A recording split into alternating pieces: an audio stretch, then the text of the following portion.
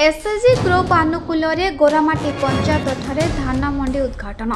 आज गोरामाटी पंचायत ठारे SHG group तरफ धान मंडी उद्घाटन उत्सव पालित हो जाइछि। मुख्य अतिथि भाव सरपंच श्रीमती भाग्यमती महाकुड़ फिता काटी शुभारंभ करथिले।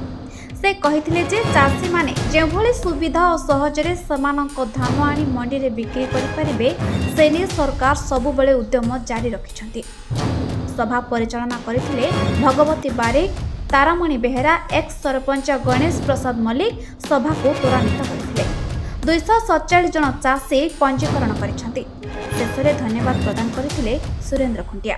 आम से धान मंडी एसएचजी ग्रुप धानटा धरिଛୁ सब वर्ष आमर ठीक जगह चलती। जो धान मिलन मैंने 6 किलो धान काटी दौरान से चाषी माई मानकर टे असंतुष्ट अच्छी से धान मंडी उद्घाटित होती। मंडी रे आमर बजरंग बाली एसएचजी दायित्व नहीं। आशा करी आमर जो चाषी भाई मैंने गोरामाटी ग्राम पंचायत 245 जन चाषी ऑनलाइन करछंती। से केमिति भलरे धान दे पारे से आमर एसएचजी जो अच्छा बजरंग बाली की दायित्व दिखाई।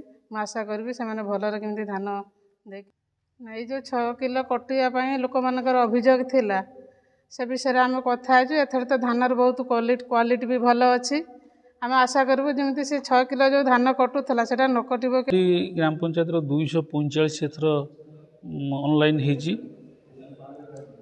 आम जो बजरंग कमिटी आग थर भी नहीं एथर भी आम सुचारू रूपे केमती कौन बिक्री कर माध्यम बजरंग बाली जो एसएचजी ग्रुप माध्यम कौन कह आमर सरकार तरफ बजरंग बाली एसएचजी जो धान किणार क्षमता दिखाई।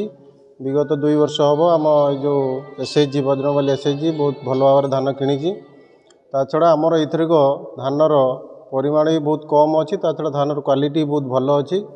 आम जो मिलर माने जो धान 5 किलो 6 किलो कड़ा छड़ा करती आम एथरिक आमर माने एसएचजी और सरपंच नहीं मिलर मान सहित कथा कि जेहेतु धानर क्वालिटी बहुत भल अच्छी केमिति से जो 5-6 किलो रु कम टोटाल न काटिया चेष्टा करूँ। जदि भी काटती किले 2 किलो जमी काटे से आम संपूर्ण जत्नवान अच्छे।